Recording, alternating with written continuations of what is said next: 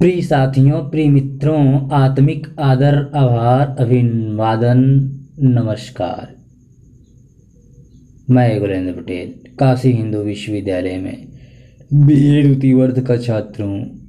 आज दिव्यांग एवं दृष्टिवादी सहपाठी साथियों के लिए हिंदी गद्य का विकास का अगला चरण अध्ययन करने जा रहे हैं। पिछले वीडियो में हम लोगों ने हिंदी गद्य का प्रारंभिक विकास देखा था। वहाँ से लेकर मध्यकाल से लेकर आदिकाल से होते हुए हम लोगों ने द्विवेदी युग तक आया था। द्विवेदी युग तक विस्तृत अध्ययन किया था। तो द्विवेदी युग में हम लोग नाटक तक चर्चा किए थे। तो ऐसा है कि इस वीडियो में यहाँ पर हम द्विवेदी युग से पुनः स्टार्ट करने जा रहे हैं। ठीक, चलिए सामान लेते हुए आप लोग ध्यान से सुनिएगा। ठीक, द्विवेदी युग सन 1900 से 1920 तक इसका समय सीमा विद्वानों ने निर्धारित किया है। ठीक, हम देख चुके हैं कि भारतेंदु जैसे प्रतिभा संपन्न व्यक्ति के कारण हिंदी गद्य के विकास में किस प्रकार गति आई। उनकी प्रेरणा से लेखकों की एक मंडली भी तैयार हो गई थी। इस मंडली ने अपने लेखों से हिंदी गद्य को समृद्ध किया था। इस दौर में अंग्रेजी पढ़े लिखे लोगों ने भी हिंदी में अपने लेखन का कार्य किया था। इस दौर में अंग्रेजी पढ़े लिखे लोगों ने भी हिंदी में लेखन का कार्य किया था। इस युग के लेखकों की दृष्टि हिंदी के प्रचार पर अधिक थी, अतः इनकी भाषा में त्रुटियां नजर आती है। स्वयं भारतेंदु मंडल के लेखकों में भाषागत दोष थे। वे इच्छा किया, आशा किया आदि का प्रयोग किया करते थे। भाषा बिगड़ने का एक और कारण यह था कि अब हिंदी के उन पाठकों की संख्या बढ़ गई थी जो अनुदित उपन्यास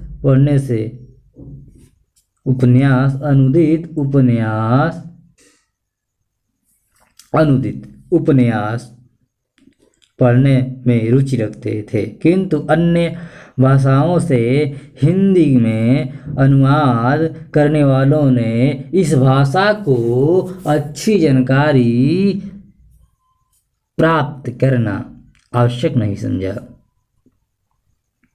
उन्होंने शब्दकोशों से अर्थ लगाकर ही अनुवाद का कार्य शुरू कर दिया। इस प्रकार जहाँ एक ओर अंग्रेजी शब्दों के अर्थ के आधार पर स्वार्थ लेना, जीवन होड़ आदि अनुवाद होने लगे, वहीं बंगाल के शब्दों के अर्थ पर सिहरना, कांदना, वसंत रोग आदि अर्थ का हिंदी में प्रयोग होने लगा।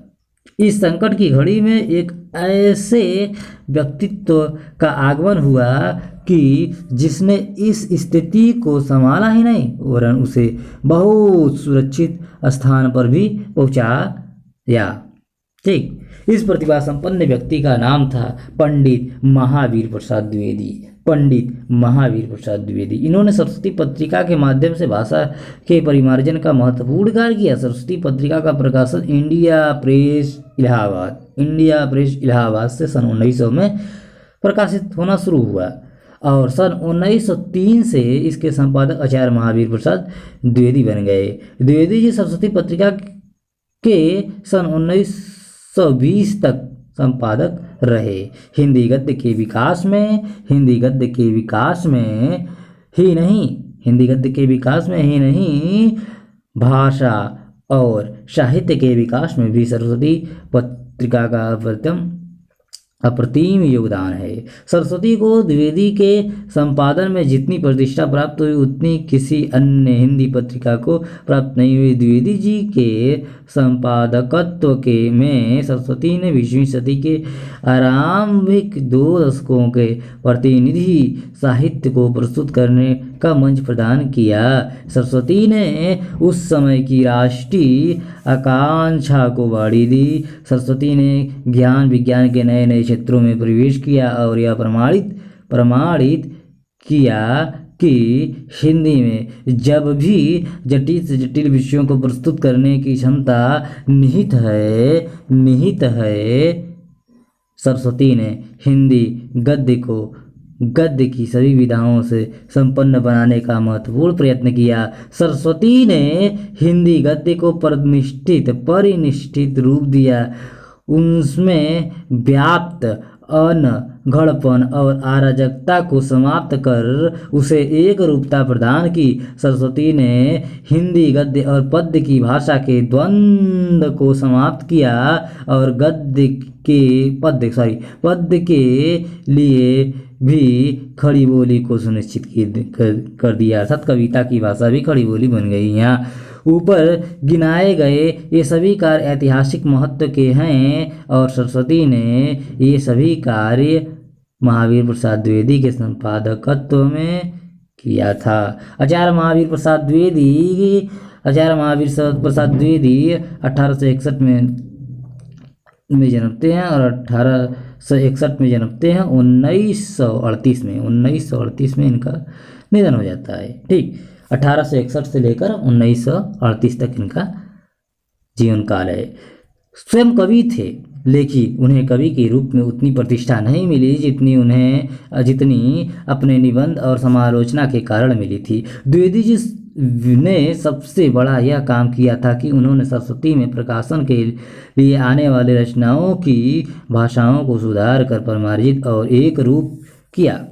द्विवेदी जी भाषा के प्रति बहुत सजग रहते थे और उनकी कोशिश रहती थी कि खड़ी बोली हिंदी अपना मानक रूप ग्रहण करे, क्योंकि इसके बिना किसी महान साहित्य की रचना करना संभव नहीं था।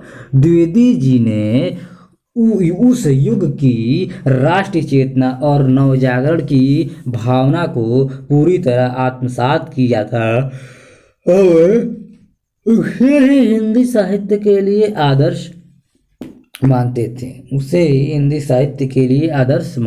थे। उन्होंने साहित्य के मध्ययुगीन आदर्शों का विरोध किया, ऋतिकालीन भावों और कला रूपों को अस्वीकार किया और अपने युग और समाज की जरूरतों के अनुकूल साहित्य रचने की प्रेरणा लेखकों में जगाई। उन्होंने साहित्य को समाज से जोड़ा। उन्होंने साहित्य को ज्ञान से जोड़ते हुए कहा कि ज्ञान राशि संचित कोश ही साहित्य है।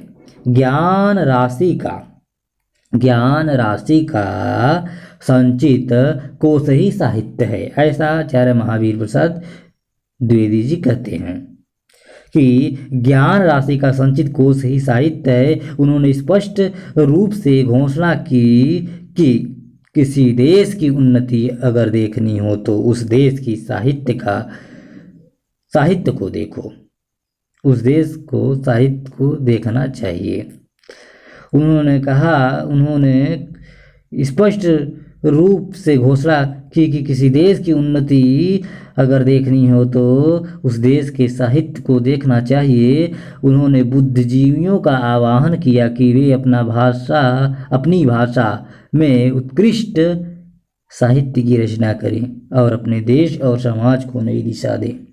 महावीर प्रसाद द्विवेदी की सरस्वती पत्रिका के माध्यम से प्रेमचंद, मैथिली शरण गुप्त, माधव प्रसाद मिश्र, बाल मुकुंद गुप्त, नाथूराम शर्मा उर्फ शंकर, अयोध्या सिंह उपाध्याय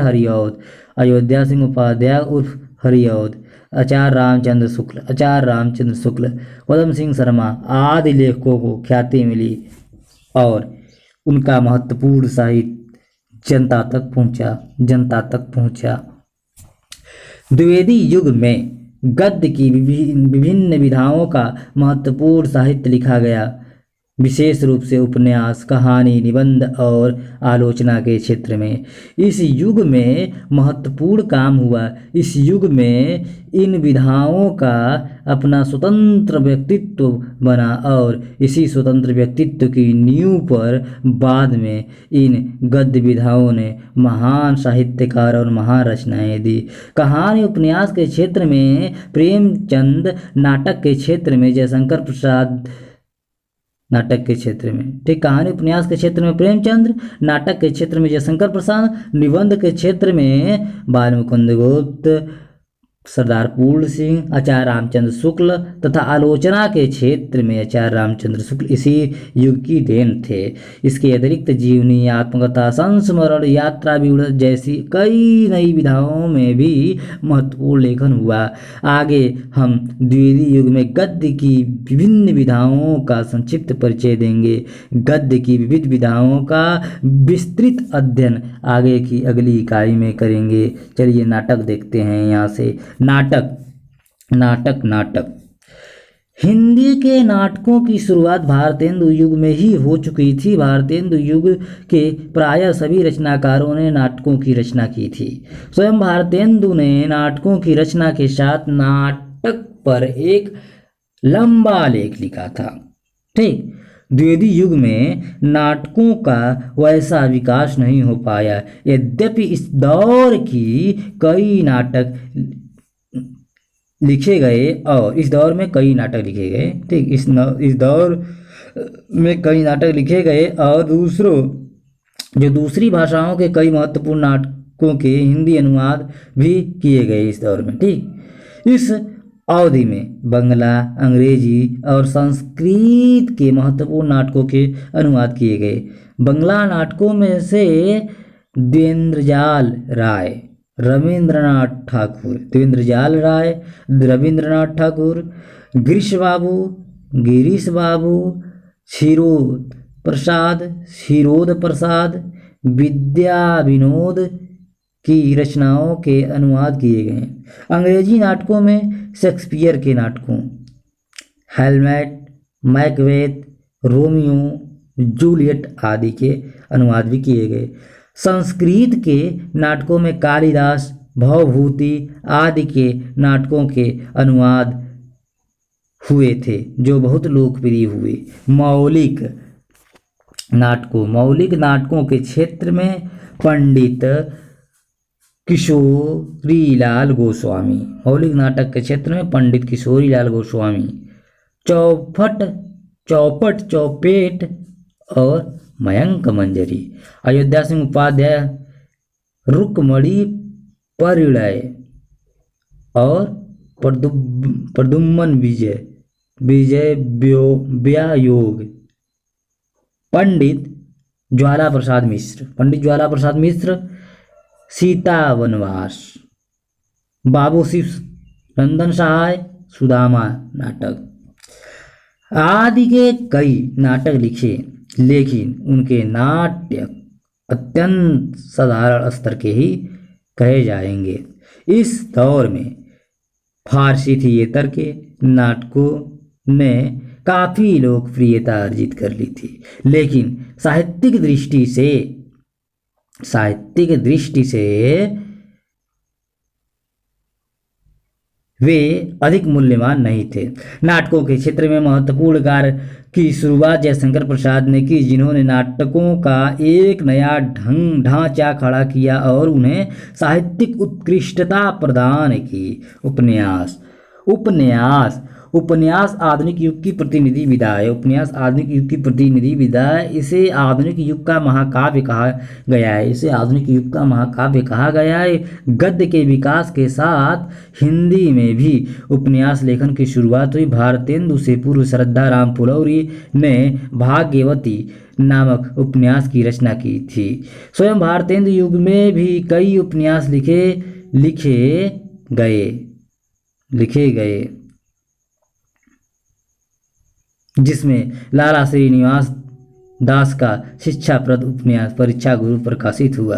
पंडित रामचंद्र शुक्ल ने मतलब वही आचार्य रामचंद्र शुक्ल ने इसे अंग्रेजी ढंग का पहला मौलिक उपन्यास कहा था। भारतेंदु युग में ही राधा कृष्णदास का निसहाय हिंदू सन 1886 ईस्वी का जो है, और पंडित बालकृष्ण भट्ट का न्यूतन ब्रह्मचारी 1886 का, और 100 अजान एक सुजान सन 1892 की पंडित बालकृष्ण भट्ट की ही रचना है, उपन्यास है। ठीक, मेहता लज्जाराम शर्मा की उपन्यास मतलब मेहता लज्जाराम शर्मा का जो उपन्यास है स्वतंत्र रमा और परतंत्र लक्ष्मी 1899 ईस्वी में आता है, और धूर्त रसिकलाल 1899 में उन्हीं की रचना है। ठीक, मेहता लज्जाराम शर्मा की। ठीक, अधिकांश उपन्यासों में सामाजिक समस्याओं कथा का विषय बनाया गया था। द्विवेदी युग में उपन्यासों के क्षेत्र में महत्वपूर्ण कार्य देवकीनंदन खत्री ने किया। उन्होंने चंद्रकांता और चंद्रकांता संतति नाम के से कई भागों में तिलिस्मी और यारी उपन्यास लिखे। इन उपन्यासों को जबरदस्त लोकप्रियता हासिल हुई। चंद्रकांता पर बनी धारावाहिक तो आप लोग देखे ही होंगे। कहा जाता है कि इन उपन्यासों को पढ़ने के लिए कई लोगों ने हिंदी सीखी। बाबू देवकीनंदन खत्री के उपन्यासों में कथा इतने रोचक ढंग से चलती है कि एक बार आरंभ करने के बाद उन्हें छोड़ पाना कठिन हो जाता है। देवकी नंदन खत्री की भाषा बहुत सहज थी। उर्दू हिंदी का ऐसा मिश्रित रूप जो सबके लिए ग्राह्य हो उन्होंने उपन्यासों के लिए स्वीकार किया था। भाषा के इसी रूप को बाद में प्रेमचंद ने अपने लेखन में और अधिक विकसित किया था। द्विवेदी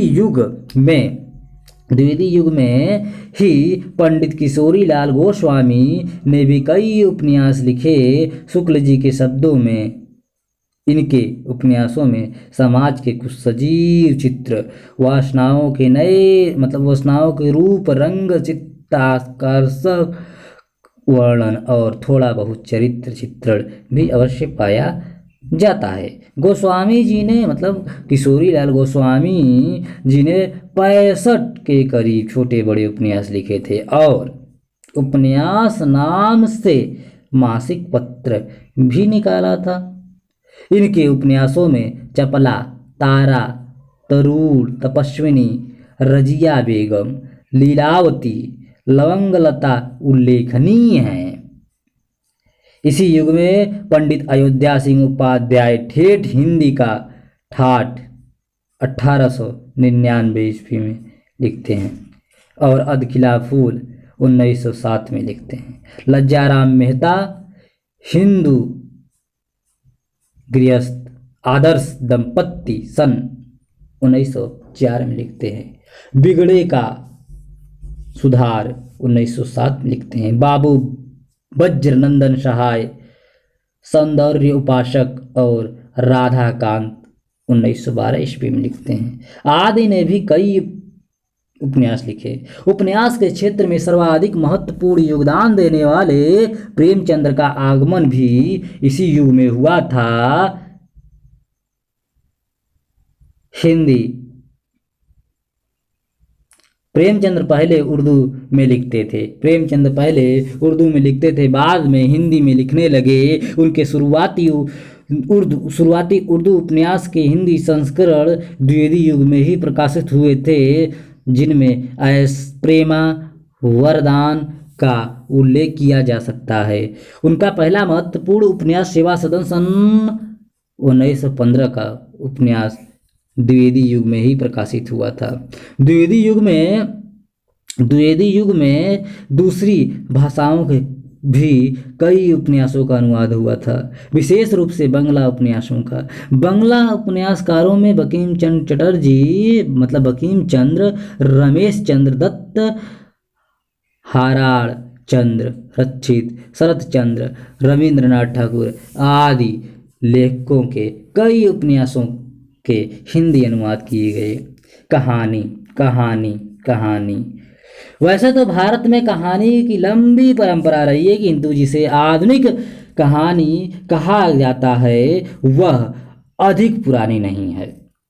हिंदी में पहली कहानी कौन सी लिखी गई, इस पर आज भी विवाद बना हुआ है। आपने इस इकाई में पढ़ा कि मुंशी इंसा अल्लाह खां रानी केतकी की कहानी नाम से कहानी की रचना की थी, लेकिन कहानी की आधुनिक परिभाषा के अनुसार उसे कहानी नहीं कहा जा सकता। बाद में राजा शिवप्रताप सितारे हिंद ने राजा भोज का सपना की रचना की थी, लेकिन ये कहानी लिखने के छिटपुट प्रयास थे। हिंदी कहानी की रचना की शुरुआत 20वीं सदी के पहले जयशंकर प्रसाद ने भी कहानी लिखा सन 1900 के बाद शुरुआत किया था। अब सन 1911 में प्रसाद की ग्राम कहानी प्रकाशित हुई थी। ठीक, ग्राम कहानी 1911 में प्रसाद की प्रकाशित हुई थी।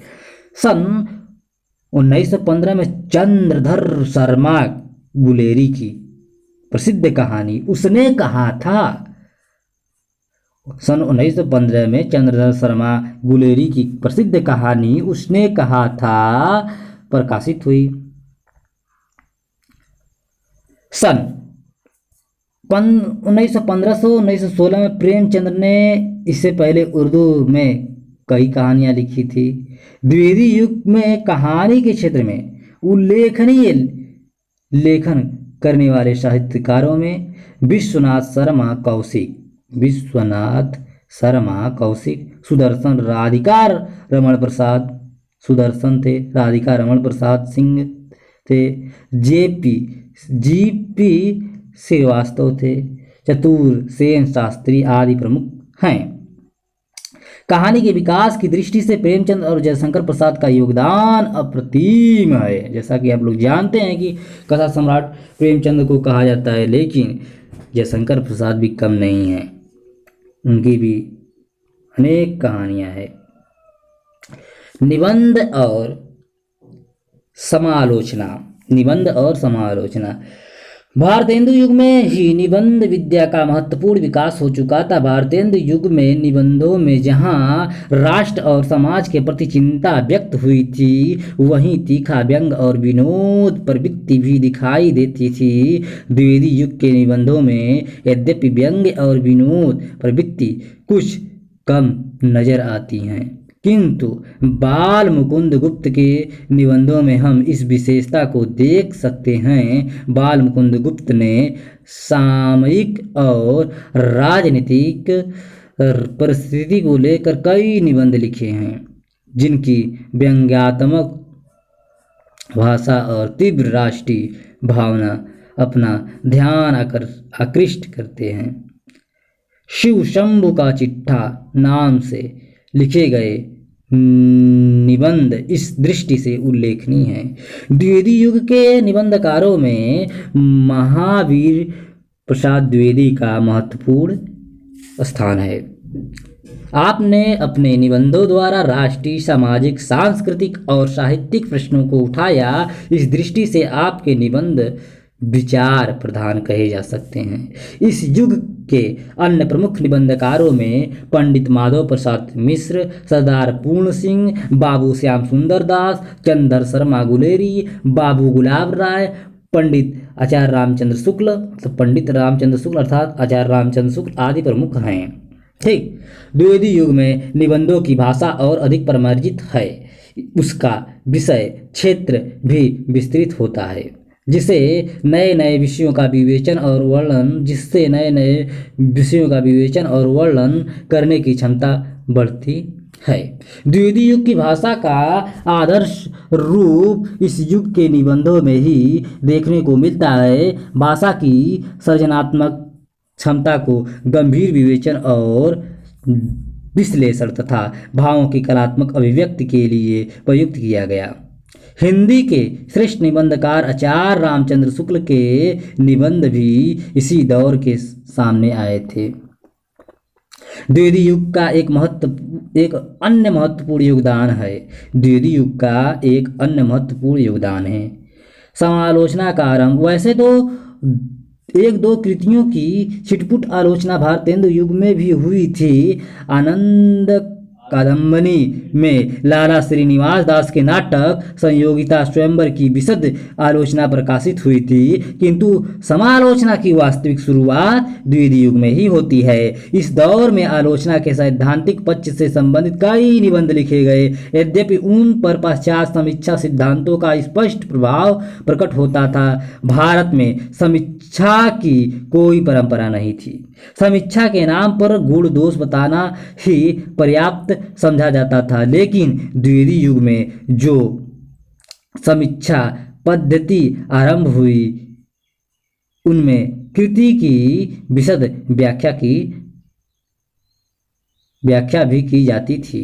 इस तरह की पहली पुस्तक महावीर प्रसाद द्विवेदी की कालिदास की निरंकुशता थी, जिसमें लाला सीताराम बीए के अनुवाद किए हुए नाटकों के भाषा तथा भाव संबंधित दोष बड़े विस्तार से दिखाए गए थे।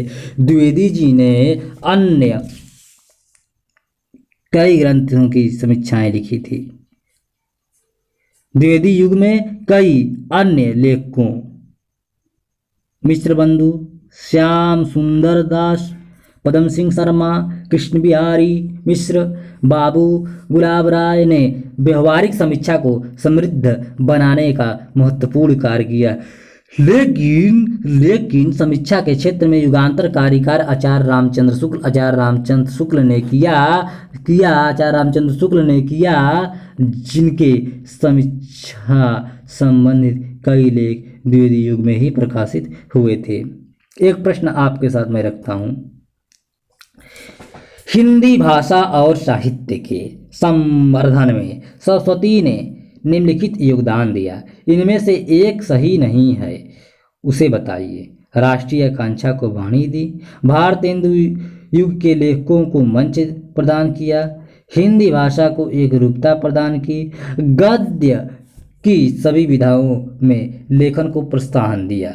आप इस प्रश्न का उत्तर अगर जानते हैं, अब तक जितने हम लोग बोले हैं, पढ़े हैं, अध्ययन किए हैं, तो कमेंट बॉक्स में जरूर बताइएगा।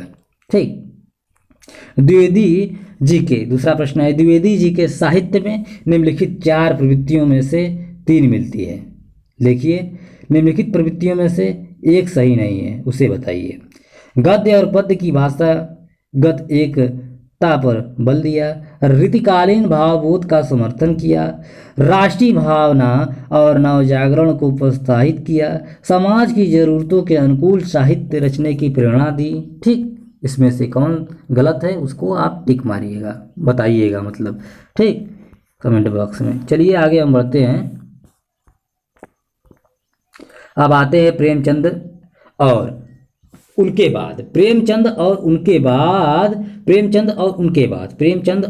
बाद। ठीक, हम देख चुके हैं कि द्विवेदी युग में भाषा के परिमार्जन का महत्वपूर्ण कार्य हुआ था। द्विवेदी युग के बाद कहानी, उपन्यास, नाटक, निबंध आदि के क्षेत्र में जो उल्लेखनीय लेखन हुआ है, उसका विस्तृत अध्ययन यूँ तो आप इस पाठ्यक्रम की अन्य इकाइयों में करेंगे, पर उसका संक्षिप्त लेखा जोखा यहाँ दिया जा रहा है। ठीक, द्विवेदी युग के बाद गद्य साहित्य को जिन कुछ साहित्यकारों ने एक नई दिशा दी, उनमें प्रेमचंद का नाम शब्दावली है।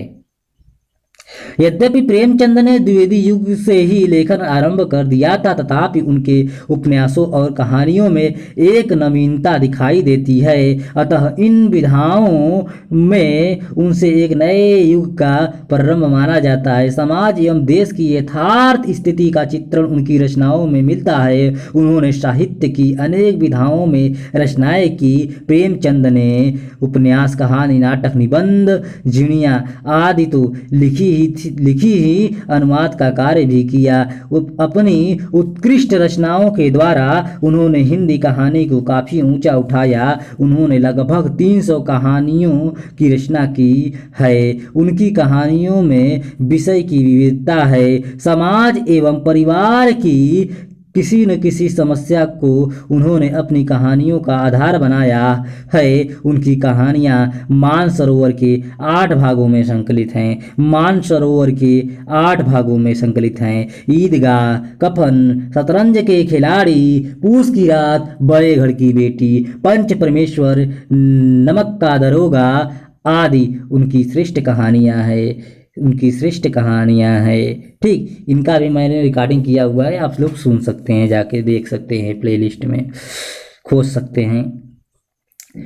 इनमें से शतरंज की खिलाड़ी का अध्ययन आप अगले पाठों में करेंगे। उपन्यास के क्षेत्र में प्रेमचंद की रचनाएं इतनी उच्च कोटि की थी कि उन्हें उपन्यास सम्राट के नाम से पुकारा गया। इन विधा के विराट फलक पर उन्होंने देश की सामाजिक, राजनीतिक, आर्थिक, सांस्कृतिक समस्याओं का यथार्थ चित्रण किया। गोदान, गबन, रंगभूमि, कर्मभूमि आदि उनके प्रसिद्ध उपन्यास हैं। शीघ्र ही मैं गोदान का भी रिकॉर्डिंग करूँगा, वैसे है यूट्यूब पर, किसी न किया है, वो आपको हम भेज देंगे। ठीक, प्रेमचंद युग में तथा उनके बाद उपन्यास साहित्य को समृद्धि प्रदान करने वाले अन्य उपन्यासकारों में जयशंकर प्रसाद, चतुरसेन शास्त्री, विश्वंभरनाथ शर्मा, कौशिक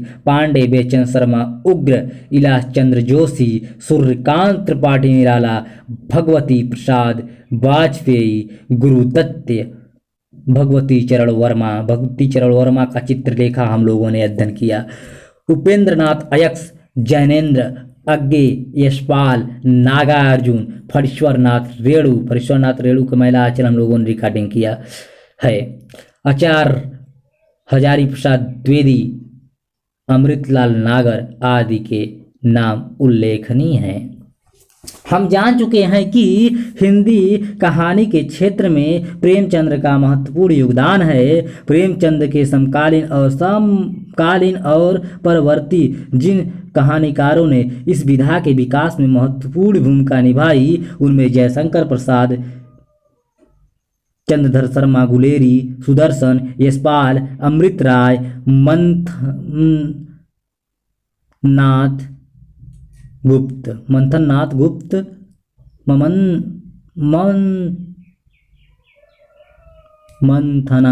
गुप्त, रांगे राघव, जैनेन्द्र, भगवती चरण वर्मा, इलाचंद्र जोशी, अज्ञे, मोहन राकेश, राजेंद्र यादव, मार्कंडे, उषा प्रेमबदा, मन्नू भंडारी, कृष्णा सोबती आदि के नाम लिए जा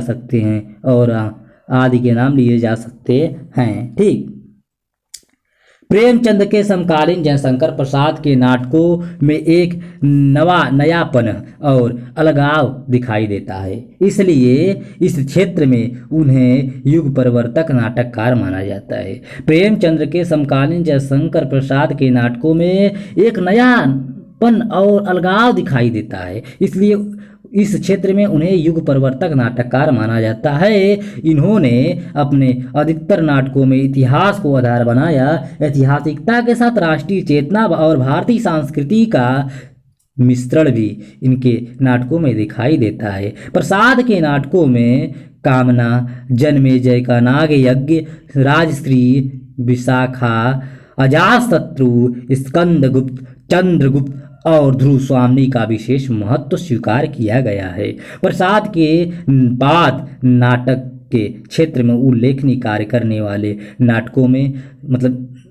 वालों में जगदीश चंद्र माथुर एवं मोहन राकेश के नाम लिए जा सकते हैं। प्रसाद के बाद नाटक के क्षेत्र में उल्लेखनीय कार्य करने वालों में जगदीश चंद्र माथुर एवं मोहन राकेश के नाम लिए जा सकते हैं। माथुर जी ने नाटक को रंगमंच से जोड़ने का जो महत्वपूर्ण कार्य किया, मोहन राकेश ने उसे आगे बढ़ाया। माथुर जी के नाटकों में कोणार्क, पहला राजा, और शारदिया बहुत चर्चित हुए। शारदिया बहुत चर्चित हुए। मोहन राकेश ने 3 महत्वपूर्ण नाटकों की रचना की। आषाढ़ का एक दिन, आषाढ़ का एक दिन, लहरों का राजहंस, आधे अधूरे, पैर तले की जमीन उनके द्वारा लिखित एक अन्य नाटक है जिसे वे पूरा न कर पाए थे, मतलब मोहन राकेश। ठीक। अन्य उल्लेखनीय नाटककार हैं हरे कृष्ण प्रेमी, उदय शंकर भट्ट, यो गोविंद वल्लभ पंत, लक्ष्मी नारायण मिश्र, सेठ गोविंद दास, जगन्नाथ प्रसाद मिलिंद, लक्ष्मी नारायण लाल, विष्णु प्रभाकर, ब्रिजमोहन शाह, रमेश बच्ची, मुद्रा राक्षस, इंद्रजीत भाटिया आदि। ठीक। एकांकी के विकास का कारण है आधुनिक युग में समय की कमी। एकांकी विकास का कारण है आधुनिक युग में समय की कमी। आज के व्यस्त जीवन में आम व्यक्ति कम से कम समय में अधिक से अधिक लाभ चाहता है, अतः साहित्य में एक अंक में समाप्त होने वाली नाट्य विधा का विकास हुआ, जिसे एकांकी नाम दिया गया। कुछ विद्वानों ने जयशंकर प्रसाद के एक घूंट को हिंदी का प्रथम एकांकी माना है, किंतु कुछ अन्य विद्वान डॉक्टर राम कुमार वर्मा को हिंदी का पहला एकांकीकार मानते हैं। डॉक्टर राम कुमार वर्मा को हिंदी का पहला एकांकीकार मानने के पक्ष में हैं। वर्मा जी के एकांकी संग्रहों में पृथ्वीराज की आंखें, रेशमी टाई, कौमुदी महोत्सव आदि उल्लेखनीय है। डॉक्टर राम कुमार वर्मा। ठीक। दीपदान संभवतः इन्हीं का है। अन्य एकांकीकारों में उपेंद्रनाथ अय्यर, विष्णु प्रभाकर, भुवनेश्वर, उदय शंकर भट्ट, सेठ गोविंद दास, लक्ष्मी नारायण मिश्र, हरि कृष्ण प्रेमी, लक्ष्मी नारायण लाल आदि प्रमुख हैं। आगामी पाठों में आप कौमुदी महोत्सव अर्थात डॉक्टर राम कुमार वर्मा के एकांकी का अध्ययन करेंगे। जोंक लिखे हैं अयक्स, और मैंने भी एक जोंक कविता लिखी थी और हमारे गुरुवर श्री प्रकाश शुक्ल जी उसको संशोधन कर प्रकाशित भी कराया था इंडिया टुडे में। तथा संस्कार और भावना विष्णु प्रभाकर पढ़ेंगे। संस्कार उपेंद्रनाथ अय्यर जोंक लिखते हैं, तथा संस्कार और भावना जो है विष्णु प्रभाकर की है एकांकी। ठीक। पढ़ेंगे आगे हम लोग। प्रेमचंद के बाद साहित्य की प्रत्येक विधा में बहुत कुछ लिखा गया। नाटक, एकांकी, उपन्यास और कहानी के समान निबंध, आलोचना, गद्य की अन्य विधाओं में भी पर्याप्त प्रगति हुई। निबंध के क्षेत्र में आचार्य रामचंद्र शुक्ल ने महत्वपूर्ण कार्य किया। यदि यह कहा जाए कि उनके द्वारा हिंदी निबंध को एक नया जीवन मिला तो इसमें कोई अतिशयोक्ति न होगी। हिंदी निबंध के विकास में योग देने वाले अन्य लेखकों में आचार्य नंदुलारे वाजपेयी, बाबू गुलाब राय, वासुदेव सरल अग्रवाल, सदगुरु सरल अवस्थी, शांति प्रिय द्विवेदी, आचार्य महावीर प्रसाद द्विवेदी तो पहले ही थे, लेकिन आचार्य हजारी प्रसाद द्विवेदी यहाँ पर आते हैं। ठीक। एक क्रांतिकारी चेतना के साथ आचार्य हजारी प्रसाद द्विवेदी, डॉक्टर नागेंद्र, विद्यानिवास मिश्र, कुबेरनाथ राय, विष्णुकांत शास्त्री आदि प्रमुख हैं। ठीक। निबंध के समान हिंदी आलोचना के क्षेत्र में आचार्य रामचंद्र शुक्ल ने अत्यधिक महत्वपूर्ण कार्य किया। शुक्ल जी के बाद हिंदी आलोचना को विकसित करने वालों में आचार्य नंदुलारे वाजपेयी, डॉक्टर नागेंद्र, आचार्य हजारी प्रसाद द्विवेदी, डॉक्टर देवराज, डॉक्टर रामविलास शर्मा, शिवदान सिंह चौहान, प्रकाश चंद्र गुप्त, नामवर सिंह, डॉक्टर आनंद प्रकाश दीक्षित आदि के नाम लिए जा सकते हैं। प्रेमचंद और उनके बाद के साहित्य पर दृष्टि डालने से यह स्पष्ट हो जाता है कि युगीन परिस्थितियों का प्रभाव इस अवधि के साहित्य पर पड़ा है। इस काल की गद्यात्मक रचनाओं में जहां लेखकों ने सामाजिक समस्याओं के यथार्थ चित्र पर अपनी दृष्टि केंद्रित की, वहां मनोवैज्ञानिक समस्याओं को भी साहित्य में स्थान दिया। देश की राजनीतिक चेतना का प्रभाव भी साहित्य पर पड़ा। इसी कारण भारत के स्वतंत्रता संग्राम के विषय में राष्ट्रीय चेतना अधिक विषयवर्ण बन गई थी। अंतर्राष्ट्रीय जगत में जो परिवर्तन हो रहा था उसका प्रभाव भी यहाँ के साहित्य पर पड़ने लगा था। रूस में समाजवाद का उदय विश्व की महत्वपूर्ण घटना थी। इसके फलस्वरूप हिंदी साहित्य में प्रगतिवाद का आगमन हुआ। वर्षों के संघर्ष के बाद सन 1947 में भारत को स्वतंत्रता मिली। देश की राजनीति में यह महान परिवर्तन था। राष्ट्र स्वतंत्र था, देश की जनता विदेश शासन के अत्याचार से मुक्त थी। इस राजनीतिक परिवर्तन ने साहित्य पर काफ़ी प्रभाव डाला। दूसरी ओर पश्चिम में जो वैज्ञानिक प्रगति हो चुकी थी उसका आगमन भी भारत में हो रहा था। यही नई तकनीकी की उन्नति से साहित्य में नई विधाओं का जन्म होने लगा। रेल, प्रेस, बिजली, तार, रेडियो आदि वैज्ञानिक साधनों ने जहां लोगों के जीवन में परिवर्तन उपस्थित किया, वहां साहित्य के क्षेत्र में नई विधाओं के विस्तार में भी सहायता पहुंचाई। यात्रा वृत्त, डायरी, जीवनी, आत्मकथा, रिपोर्टाज आदि नवीन विधाओं में लेखन का कार्य शुरू हुआ। इन विधाओं के विषय में हम अगली इकाई में जानकारी प्राप्त करेंगे। ठीक, चलिए सारांश देखते हैं। सारांश, आपने हिंदी गद्य के विकास का परिचय देने वाली इकाई का ध्यानपूर्वक अध्ययन किया होगा। हिंदी गद्य की विभिन्न विधाओं के संबंध में विस्तृत अध्ययन आप आगे करेंगे। इस इकाई को पढ़ने के बाद आप गद्य और पद्य में अंतर कर सकते हैं। अंग्रेजों के समय में भाषा संबंधित विभिन्न दृष्टिकोण को समझ सकते हैं। रेडियो मतलब खड़ी बोली गद्य की आरंभिक स्थितियों का उल्लेख कर सकते हैं। खड़ी बोली गद्य के विकास के कारणों को समझ सकते हैं। भारतेंदु एवं द्विवेदी युग के गद्य साहित्य के विकास का उल्लेख कर सकते हैं। प्रेमचंद एवं उनके बाद के गद्य साहित्य के विकास को संक्षेप में समझ सकते हैं। ठीक, शब्दावली देखते हैं। संगति, दूसरे व्यक्ति का साथ। रामायण महर्षि वाल्मीकि की रचित महाकाव्य। महाभारत महर्षि वेद व्यास का रचित महाकाव्य। इलियड महाकवि होमर रचित महाकाव्य। ओडिसी महाकवि होमर रचित महाकाव्य। गेयता गाए जा सकने का गुण।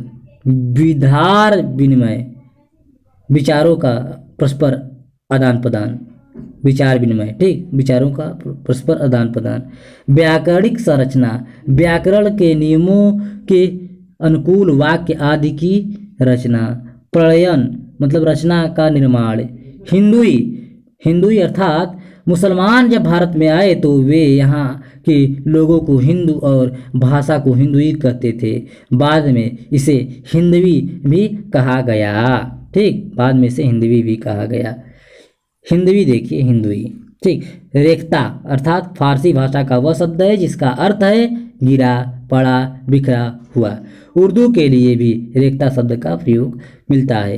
यह मिश्रित भाषा होने के कारण रेख्ता कहलाई। रेख्ता वह कविता होती थी जिसमें फारसी और हिंदी मतलब उर्दू का मिश्रण होता था।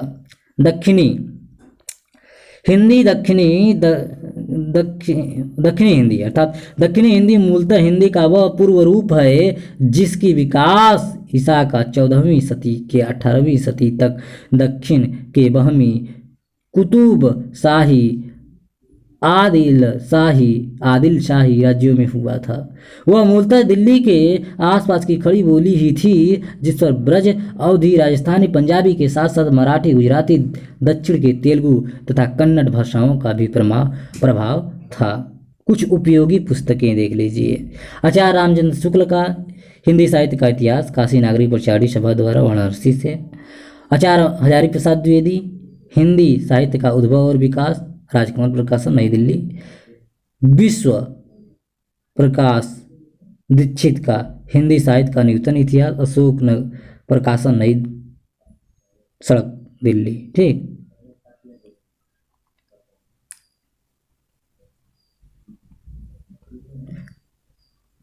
भारतेंदु हरिश्चंद्र ने कवि वचन सुधा का संपादन किया। बालकृष्ण भट्ट ने हिंदी प्रदीप का, प्रताप नारायण मिश्र ब्राह्मण का, बद्रीनारायण चौधरी प्रेमगन आनंद कदमनी का। ठीक,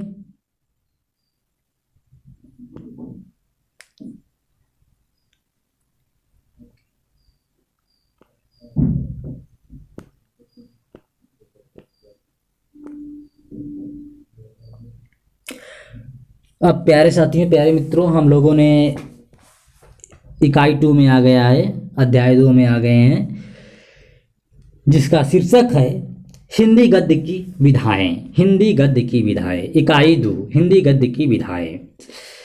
इकाई 2 हिंदी गद्य की विधाएं। इकाई की रूपरेखा देख लीजिए इस अध्ययन की। इसमें हम लोग क्या क्या पढ़ेंगे। पहला उद्देश्य देखेंगे।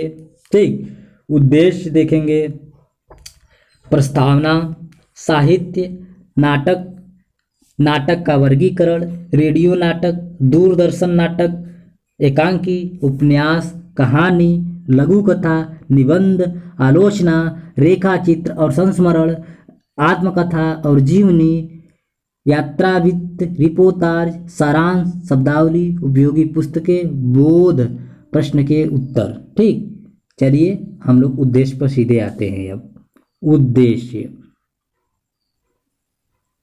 उद्देश्य उद्देश्य इस इकाई में हम आपको गद्य की विविध विधाओं का परिचय देंगे।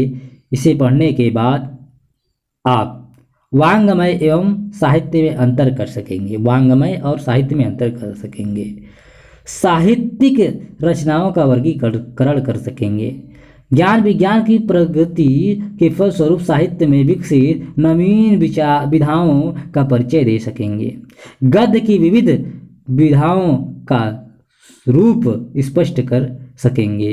गद्य की विविध विधाओं में अंतर कर सकेंगे तथा एक रूप से मिलती जुलती गद्य विधाओं में पलने वाली क्षमता को समझ सकेंगे। ठीक, प्रस्तावना देखते हैं। प्रस्तावना हिंदी के ऐच्छिक पाठ्यक्रम की पहली इकाई में आपने हिंदी गद्य के विकास की जानकारी प्राप्त की है। इस प्रकार मतलब इस इकाई में आपने गद्य और पद्य के अंतर को जाना है। साथ ही नाटक, उपन्यास, कहानी आदि के विकास को भी देखा है। नाटक, उपन्यास, कहानी आदि साहित्य की विधाएं कहलाती हैं। इन विधाओं की रचना में कुछ न कुछ अंतर अवश्य होता है। प्रत्येक विधा अलग प्रकार के लेखन की मांग करती है। दूसरे शब्दों में किसी एक विधा की लेखन शैली दूसरी विधा की लेखन शैली से भिन्न होती है। क्योंकि नाटक, उपन्यास, कहानी आदि गद्य साहित्य की विधाएं हैं। अतः इस इकाई में हम साहित्य की चर्चा करते हुए साहित्य शब्द का विशिष्ट अर्थ जानेंगे तथा गद्य की विविध विधाओं के संबंध में जानकारी प्राप्त करेंगे। विभिन्न विधाओं में अंतर करते हुए हम यह भी जानेंगे कि ज्ञान और विज्ञान की प्रगति के फलस्वरूप इन विधाओं में किन नई बातों का समावेश हुआ है। ठीक, साहित्य शब्द का प्रयोग आज बहुत व्यापक अर्थों में होता है। जब हम किसी विषय के ग्रंथ की बात करते हैं तो वह ग्रंथ उस विषय का साहित्य कहलाता है। जैसे हम इतिहास साहित्य कहें तो इसका अर्थ यह हुआ कि इतिहास विषय से संबंधित पुस्तकें। इसी प्रकार जब हम राजनीति साहित्य, दर्शन साहित्य या विज्ञान साहित्य कहते हैं तो इसका अर्थ होता है कि राजनीति, दर्शन एवं विज्ञान विषय से संबंधित पुस्तकें। वस्तुतः इस प्रकार के साहित्य के लिए वाङ्मय शब्द का प्रयोग अधिक उपयुक्त है। वस्तुतः इस प्रकार के साहित्य के लिए वाङ्मय शब्द का प्रयोग अधिक उपयुक्त है। यहाँ वाङ्मय एवं साहित्य के अंतर को जान लेना चाहिए। वाङ्मय के अंतर्गत सभी प्रकार की रचनाएं आ जाती हैं।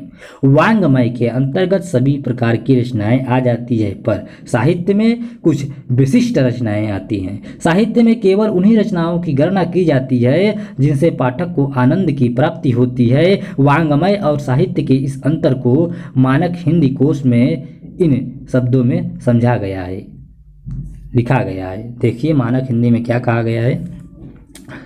मानक हिंदी कोश में समस्त प्रकार की रचना को वाङ्मय कहते हैं। समस्त प्रकार की रचना को वाङ्मय कहते हैं। वाङ्मय और साहित्य में मुख्य अंतर यह है कि वाङ्मय के अंतर्गत तो ज्ञान राशि का वह सारा संचित भंडार आता है जो मानव को नई दृष्टि देता है और उसे जीवन संबंधी सत्यों का परिज्ञान कराता है, परंतु साहित्य उक्त समस्त भंडार का वह विशिष्ट अंश है। जो मनुष्य को एक अंतर्दृष्टि देता है जिससे रचनाकार किसी प्रकार की रचना करके आत्मोपलब्धि करता है और रसिक लोग उस कला का आस्वादन करके लोकोत्तर आनंद का अनुभव करते हैं। मानक हिंदी को संपादक रामचंद्र वर्मा, हिंदी साहित्य सम्मेलन प्रयागराज। ठीक, प्रयाग मतलब। वाङ्मय और साहित्य के अंतर को आचार्य हजारी प्रसाद द्विवेदी की पुस्तक साहित्य सहचर की सहायता से और सरलता से समझा जा सकता है। साहित्य सहचर की सहायता और सरलता से उन्होंने अपने इस ग्रंथ में समस्त प्रकार की रचनाओं को 3 वर्गों में बांटा है। पहला सूचनात्मक साहित्य, दूसरा विवेचनात्मक साहित्य, तीसरा सृजनात्मक साहित्य या रचनात्मक साहित्य। आइए इन तीनों का अंतर जानें। पहला सूचनात्मक साहित्य। इसके अंतर्गत ऐसी रचनाएं आती हैं जिनके द्वारा हमें अनेक नई बातों की जानकारी प्राप्त होती है। ऐसी रचनाओं को पढ़कर हम उनसे प्राप्त जानकारी से ही संतुष्ट हो जाते हैं, जैसे उदाहरण के लिए विश्वकोश, संदर्भ ग्रंथ आदि। ठीक। विवेचनात्मक साहित्य, इसके अंतर्गत ऐसी रचनाएं आती हैं जिनके द्वारा हमारा ज्ञान तो बढ़ता ही है, हमारी बोध शक्ति भी जागरूक बनी रहती है। अर्थात हमारे अंदर और अधिक जानने की इच्छा पैदा होती है। दर्शन, विज्ञान एवं गणित की पुस्तकें इस प्रकार के साहित्य के अंतर्गत आता है, विवेचनात्मक साहित्य के अंतर्गत आता है। ठीक। रचनात्मक या सृजनात्मक साहित्य। इस प्रकार की रचनाओं में ऐसी पुस्तकें शामिल हैं जिनमें लेखक हमारी जानी हुई बात को कुछ इस ढंग से कहता है कि हमारे अंदर उसे पढ़ने की ललक पड़ती है। इस प्रकार की रचनाओं को पढ़कर हमें ऐसा लगता है मानो उसमें कही गई बातें हमारी अपनी ही हों। उदाहरण के लिए आप प्रेमचंद के उपन्यास गोदान को लें। इस उपन्यास का मुख्य पात्र होरी है। उसके सुख दुख के साथ हम भी जुड़ जाते हैं, अर्थात हम भी उसके सुख दुख में शामिल हो जाते हैं।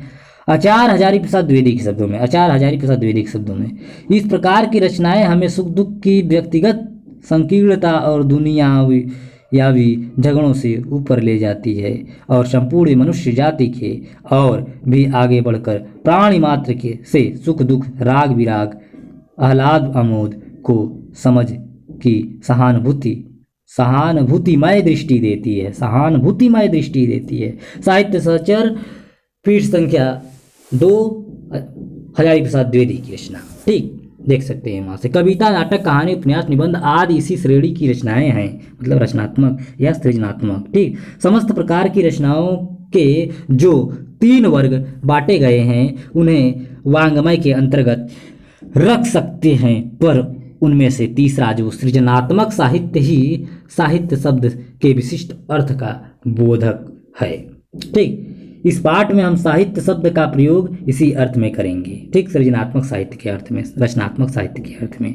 आइए अब गद्य की प्रमुख विधाओं पर विचार करते हैं। नाटक, नाटक, नाटक, नाटक, नाटक, नाटक, नाटक अत्यंत प्राचीन विधा है, इसलिए हम सर्वप्रथम इस पर विचार करेंगे। आपने बचपन में अपने मोहल्ले, गांव या अथवा शहर में कुछ नाटक देखे होंगे, और नहीं तो त्योहार के दिनों में रामलीला, रासलीला आदि देखा ही होगा। ये भी नाटक के पुराने प्रकार हैं। रामलीला रामनगर का बहुत प्रसिद्ध है, नहीं देखे हो तो देख लेना। ठीक, रासलीला बहुत प्रसिद्ध है मथुरा में। ठीक, रामलीला, रासलीला आदि को देखकर यह बात तो आपकी समझ में आई ही होगी कि इनमें किसी महापुरुष के जीवन की घटनाओं का अनुकरण किया जाता है। जो कलाकार इन घटनाओं का अनुकरण कर इन्हें हमारे सामने पेश करते हैं, उन्हें अभिनेता कहते हैं। वास्तव में नाटक के मूल में अनुकरण या नकल का भाव है। यह शब्द नट्य धातु से बना है। नाटक शब्द नट्य धातु से बना है। नाटक रूपक का एक भेद है। संस्कृत के आचार्यों ने रूपक को भी काव्य के अंतर्गत रखा है, पर उन्होंने काव्य शब्द का प्रयोग व्यापक अर्थों में किया है। आज जिस अर्थ में हम कविता शब्द का प्रयोग करते हैं, काव्य शब्द का प्रयोग प्राचीन आचार्यों ने ठीक उसी अर्थ में नहीं किया है। उनके अनुसार काव्य में कविता ही नहीं, नाटक भी सम्मिलित है।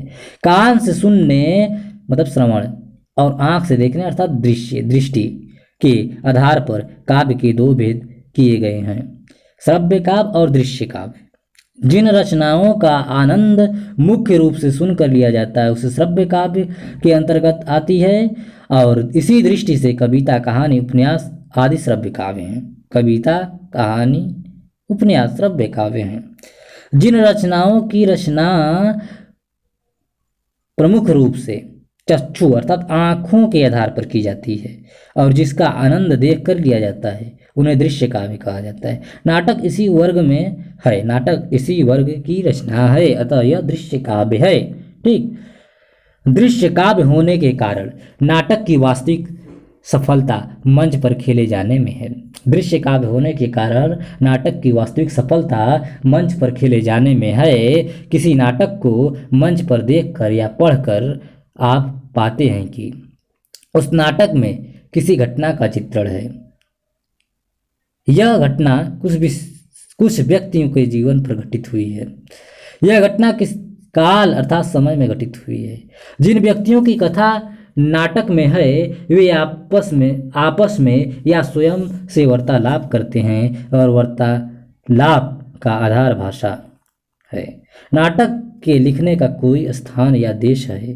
नाटक लिखने का कोई न कोई कारण है। लिखा हुआ नाटक रंगमंच पर खेला जाता है जिसे अभिनय कहते हैं। किसी भी नाटक में इंसात बातों का होना आवश्यक है। इन्हें हम नाटक के तत्व कहते हैं। इनके निम्नलिखित नाम है। जो 7 मुख्य नाटक का बात है वो है, पहला कथा वस्तु। कथा वस्तु। दूसरा है पात्र या चरित्र चित्रण। तीसरा है देश काल या परिवेश। चौथा है संवाद और भाषा। पांचवा है शैली। छठा है अभिनेता। आठवां है उद्देश्य। हर नाटक का अपना एक उद्देश्य होता है और एक अभिनेता होता है। ठीक।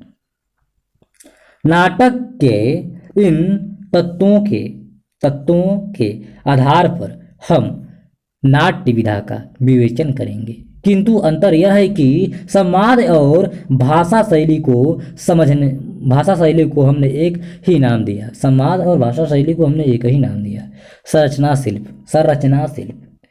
साथ ही उद्देश्य के लिए हमने प्रतिपदा शब्द का प्रयोग अधिक उपयुक्त समझा। इस पाठ में हम नाटक के तत्वों को निम्नलिखित नाम से विवेचित करेंगे: कथा वस्तु, चरित्र चित्रण, परिवेश, संरचना शिल्प, अभिनेता और प्रतिपाद्य। ठीक, इस प्रकार 6 तत्वों के द्वारा हम लोग नाटक को समझेंगे। तो पहला है कथा वस्तु को देखते हैं। कथा वस्तु कथा वस्तु का अर्थ है नाटक में प्रस्तुत घटना चक्र। यह घटना चक्र विस्तृत होता है और इसकी सीमा में नाटक की वस्तु मतलब नाटक की स्थूल घटनाओं के साथ पात्रों के आचार विचारों की समावेश है। आपने शायद प्रसाद जी के चंद्रगुप्त नाटक का अध्ययन किया होगा। इस नाटक में 3 प्रमुख घटनाएं हैं: अल्मेंद्र का आक्रमण, नंदवंश का अल्मेंद्र मतलब सिकंदर का आक्रमण, नंदवंश का उन्मूलन, सेल्यूकस का प्रभाव। ठीक, अलेक्जेंडर होगा यहाँ पर। इस प्रकार उस नाटक की कथा वस्तु घटना बहुल है। चंद्रगुप्त नाटक में नंदवंश के उन्मूलन से चंद्रगुप्त के राज्याभिषेक तक बहुत सारी घटनाएं घटित है। नाटक के स्थूल और सूक्ष्म दोनों प्रकार की घटनाएं होती हैं। नाटक में सूक्ष्म और स्थूल दोनों प्रकार की घटनाएं होती है। जो घटनाएं मंच पर दिखाई जाती है उन्हें दृश्य तथा जिनकी केवल सूचना दी जाती है उन्हें सूच्य कहते हैं। नाटक की कथा वस्तु ठोस और सुसंबद्ध होनी चाहिए। इस नाटक की घटनाएं, प्रसंग या स्थितियां परस्पर सुसंबद्ध हैं और नाटक के मूल भाव एवं चरित्र को उजागर करने में सहायक हैं। घटनाक्रम के द्वारा इतिहास की संगीत एवं नाटक के पात्रों के चरित्र विकास का सामंजस्य होता चला है। नाटक के पहले अंक में ही तक्षशिला के गुरुकुल में युवकों की मंडली द्वारा राजनीतिक क्रांति का प्रयत्न दिखाया गया है। वहीं से मैत्री, प्रेम और विरोध का आरंभ होता है। फिर विपक्षी दल का परिचय मिलता है। क्रमानुसार विरोधी दलों का सामना होता है और विरोध की जटिलता बढ़ती है। नाटक की कथा वस्तु के विकास की दृष्टि से डॉक्टर गोविंद चातक ने इनके 5 भाग स्वीकार किए हैं। पहला प्रारंभ, दूसरा नाटकीय स्थल, तीसरा द्वंद्व, चौथा चरम सीमा, 5वां परिणति। ठीक, प्रारंभ देखिए। प्रारंभ नाटक को प्रारंभ पर विशेष ध्यान देना चाहिए। इस भाग में नाटक की कथा वस्तु हमारे सामने आती है। इसका प्रारंभ कौतूहल एवं जिज्ञासा युक्त होना चाहिए। चंद्रगुप्त नाटक का आरंभ भव्य एवं कौतूहलपूर्ण है। पाठक नाटक को पढ़ने के लिए आकर्षित होता है। नाटक का प्रारंभ तक्षशिला से हुआ है। तक्षशिला की प्रकृति मनोरम है और सांस्कृतिक दृष्टि से इसका महत्व है। गुरुकुल के भव्य वातावरण से आरंभ को आकर्षण बना दिया। चाणक्य जैसे आचार्य, सिंहगढ़ एवं चंद्रगुप्त जैसे वीर राजकुमारों शास्त्रों का योग, उनके ओजस्वी संवाद तथा तलवार की लपक झपक देखते ही बनती है। नाटकीय स्थल कथा के वे भाग जिनमें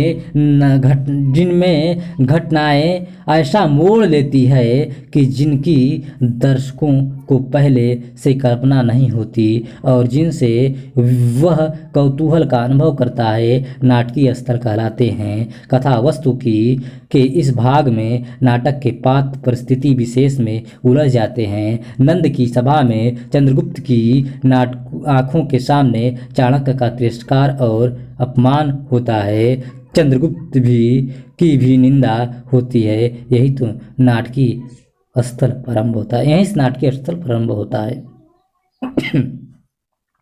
द्वंद्व नाटक में द्वंद्व का विशेष महत्व है। द्वंद्व बाह्य भी हो सकता है और आंतरिक भी। प्रसाद ने चंद्रगुप्त में इन दोनों प्रकार के द्वंद्वों की सुंदर योजना की है। नंद द्वारा तिरस्कृत चाणक्य एवं चंद्रगुप्त मिलकर नंद वंश को समाप्त करने की योजना बनाते हैं। यही से पात्रों में संघर्ष शुरू होता है और द्वंद्व का जन्म होता है। नाटकीय स्थल और द्वंद्व का समावेश कुछ आलोचकों ने विकास के अंतर्गत किया है। चरम सीमा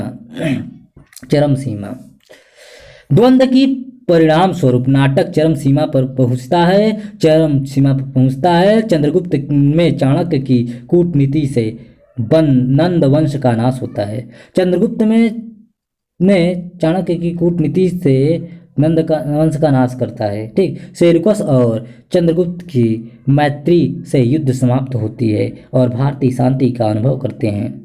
चंद्रगुप्त को प्रजा राजा बना लेती है। यही इस नाटक की चरम सीमा है। परिणति नाटक के अंतिम भाग में परिणति की योजना की जाती है। अंत में नायक फल की प्राप्ति करता है और कोई जिज्ञासा शेष नहीं रह जाती। चंद्रगुप्त को राज्य और नायिका की प्राप्ति होती ही है। वह भारत के शत्रुओं के भय से मुक्त कराने में भी सफल होता है। ठीक, चरित्र चित्रण नाटक में यो तो पात्रों की संख्या अधिक होती है, किंतु सामान्यतः एक दो पात्र ही प्रमुख होते हैं। किसी नाटक के प्रधान पुरुष पात्र को नायक और प्रधान अथवा प्रमुख स्त्री पात्र को नायिका कहते हैं। चरित्र प्रधान नाटक में नाटक की कथा वस्तु एक ही पात्र के इर्द गिर्द घूमती है। उदाहरण के लिए प्रसाद की नाटक ध्रुव स्वामिनी में प्रधान पात्र ध्रुव स्वामिनी एवं चंद्रगुप्त हैं। नाटक का सारा कार्य व्यापार उन्हीं के इर्द गिर्द घूमता है। अंत में फल की प्राप्ति भी उन्हीं को होती है। यो नायिका प्रधान नाटक होने के कारण ध्रुव स्वामिनी को इस नाटक का प्रमुख पात्र स्वीकार किया जाता है। यदि अब तक आपने चंद्रगुप्त नाटक का अध्ययन न किया हो तो इस अंश को पढ़ने से पहले उसे पढ़ लें। इससे इस अंश के समझने में आपको सुविधा होगी। अर्थात हमने पढ़ लिया है प्रथम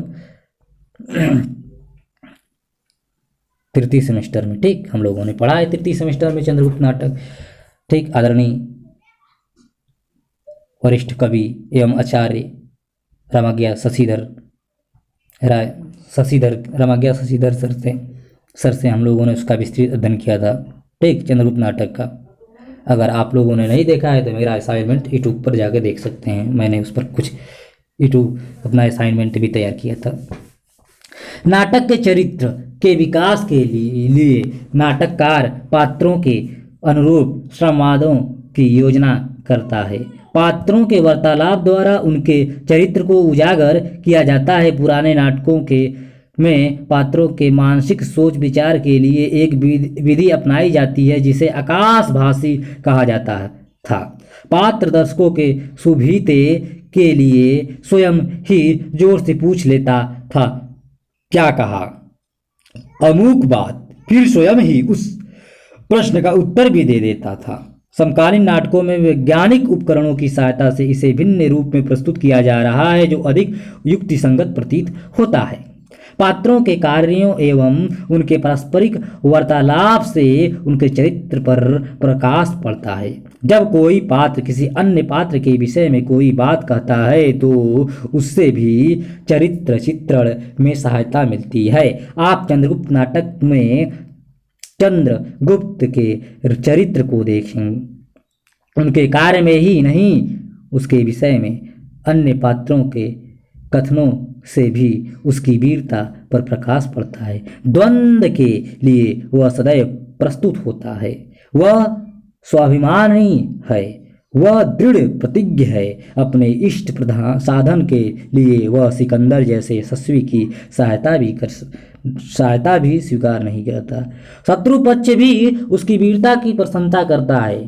ठीक, पोरस की बात यहाँ पर भी हम कर रहे हैं। ठीक, परिवेश परिवेश परिवेश परिवेश से मतलब है देश काल। किसी भी नाटक में वर्णित घटनाओं का संबंध किसी स्थान एवं काल से होता है। नाटक में यथार्थ सजीवता एवं स्वाभाविकता लाने के लिए यह जरूरी है कि नाटककार घटनाओं का यथार्थ परिवेश चित्रित करे। ग्राम से संबंधित नाटक में ग्राम के परिवेश का चित्रण आवश्यक है, जैसे घर, नदी, नाले, खेत खलिहान, प्रकृति, लोगों का पहनावा, चाल ढाल आदि गांव के अनुसार होने चाहिए। इसी प्रकार यदि घटना शहर की हो तो वहां की वास्तविक परिवेश का चित्रण अधिक स्वाभाविक होगा। नाटककार के लिए समय या काल का ध्यान रखना भी आवश्यक है। उदाहरण के लिए चंद्रगुप्त नाटक को ही ले लें। इसमें सिकंदर के आक्रमण के समय भारत की राजनीतिक स्थिति का यथार्थ चित्रण हुआ है। उस समय छोटे छोटे राज्यों में परस्पर शत्रुता थी। नंद की ही शक्तिशाली राजा था। नाटक में तत्कालीन धार्मिक स्थिति का भी यथार्थ चित्रण हुआ है। तक्षशिला उस समय का विश्व प्रसिद्ध शिक्षा केंद्र था। तक्षशिला, उसका भी इसमें यथार्थ चित्रण है। निष्कर्ष यह है कि नाटककार के लिए अपने नाटक में वर्णित घटना के समय एवं परिवेश की सही जानकारी रखना आवश्यक है, अन्यथा नाटक में अस्वाभाविकता आ जाएगी। संरचना शिल्प, इसमें हम नाटक की शैली, भाषा और संवाद की चर्चा करेंगे। शैली सर्वप्रथम देखेंगे। रंगमंच की दृष्टि से नाट्य की कई शैलियाँ हैं, जैसे भारतीय शास्त्रीय नाट्य शैली, भारतीय शास्त्रीय नाट्य शैली, पाश्चात्य नाट्य शैली। इसके अतिरिक्त विभिन्न लोक नाट्य शैली भी है, जैसे स्वांग, जात्रा, रामलीला, रासलीला आदि। प्रस्तुतिकरण की दृष्टि से भी नाट्य की कई शैलियाँ होती है, जैसे गली मोहल्लों में बिना रंगमंची उपकरणों की सहायता से खेले जाने वाले नाटकों की नुक्कड़ शैली, कविताओं पर आधारित नाटक या ऐसे नाटक जिसमें काव्य या गीत तत्व की प्रमुखता हो, गीत नाट्य शैली। आजकल नाटक और रंगमंच में विभिन्न भारतीय एवं पाश्चात्य नाट्य शैलियों के सम्मिश्रण के प्रयोग भी किए जाते हैं, जिन्हें किसी एक शैली में रखना संभव नहीं है। वास्तव में नाट्य शैली का निर्धारण इसी समय हो जाता है जब नाटककार नाट्य लेख की रचना करता है। नाटककार उसे अपने मन के रंगमंच अभिनीत होते भी देखता है। संवाद नाटक के विभिन्न पात्र एक दूसरे से जो वार्तालाप करते हैं उन्हें संवाद कहते हैं। संवादों के द्वारा नाटक की कथा आगे बढ़ती है, नाटक के चरित्रों पर प्रकाश पड़ता है। नाटक के स्वगत कथन भी होते हैं। नाटक में स्वगत कथन भी होते हैं। स्वगत कथन में पात्र स्वयं से ही बात करता है। इसके द्वारा नाटककार पात्रों की मानसिक स्थिति का चित्रण करता है, किंतु आवश्यकता से अधिक लंबा स्वगत कथन नाटक में शिथिलता ला देता है। हमने आरंभ में ही बताया है कि नाट्य दृश्य विधा है। दर्शक रंगमंच पर नाटक का अभिनय होते हुए देखते हैं, इसलिए नाटक के संवाद रचना की विशेषताओं से युक्त होने चाहिए।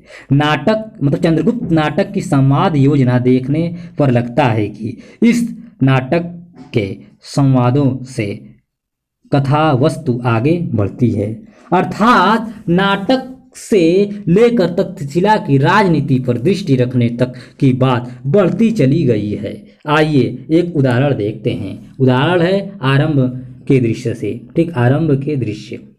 चाणक्य केवल तुम्ही लोगों को अर्थशास्त्र पढ़ाने के लिए ठहरा था। सिंहड़ आर्य मालवों और अर्थशास्त्र की उतनी आवश्यकता नहीं जितनी शस्त्र ज्ञान की है। चाणक्य, अच्छा तुम अब मालवा में जाकर क्या करोगे? सिंहड़, अभी तो मैं मालवा नहीं जाता, मुझे तो तक्षशिला की राजनीति पर दृष्टि रखने की आज्ञा मिली है। संवाद पात्रों के अनुकूल एवं स्वाभाविक हो। काल, परिस्थिति एवं पात्रों की स्थिति को ध्यान में रखकर संवादों की योजना करनी चाहिए। ऐतिहासिक नाटकों में उस युग के अनुकूल भाषा होनी चाहिए। अगर मुगल काल की कथा है तो उर्दू मिश्रित भाषा का प्रयोग होना चाहिए, और यदि गुप्त काल की कथा है तो उसमें संस्कृत निष्ठ भाषा का प्रयोग होना चाहिए। भाषा, नाटककार के लिए यह जरूरी है कि अपनी रचना में वह ऐसी भाषा का प्रयोग करे जिसमें स्वाभाविकता, रोचकता एवं सजीवता हो। विषय के अनुरूप भाषा का प्रयोग अवश्य है। उदाहरण के लिए चंद्रगुप्त नाटक में संस्कृत निष्ठ भाषा का स्वाभाविक है। नाटक में स्वाभाविक बातचीत के रूप में भाषा का प्रयोग अपेक्षित है। अभिनेता कोई भी नाटककार नाटक की रचना रंगमंच पर खेले जाने के लिए ही करता है। रंगमंच पर खेला जाकर ही एक नाटक नाटक पूर्ण होता है। रंगमंच पर नाटक की प्रस्तुति जिस व्यक्ति के निर्देशन में संपन्न होता है उसे निर्देशक कहते हैं। निर्देशक रंगमंची उपकरणों एवं अभिनेताओं के द्वारा उस नाटक को प्रक्षेपकों नाट्य दर्शकों के सामने प्रस्तुत करता है। इस प्रकार एक नाटक की यात्रा नाटककार से आरंभ होकर निर्देशक एवं अभिनेताओं से होती हुई प्रेक्षकों तक पहुंचकर पूर्ण होती है। रंगमंची अथवा अभिनेता को नाटक का प्रलय माना जाता है। पात्रों की आकृति, आयु, वेशभूषा, चाल ढाल, हाव भाव आदि का उल्लेख नाटककार कोष्ठक में करता चलता है। इससे रंग निर्देश कहते हैं।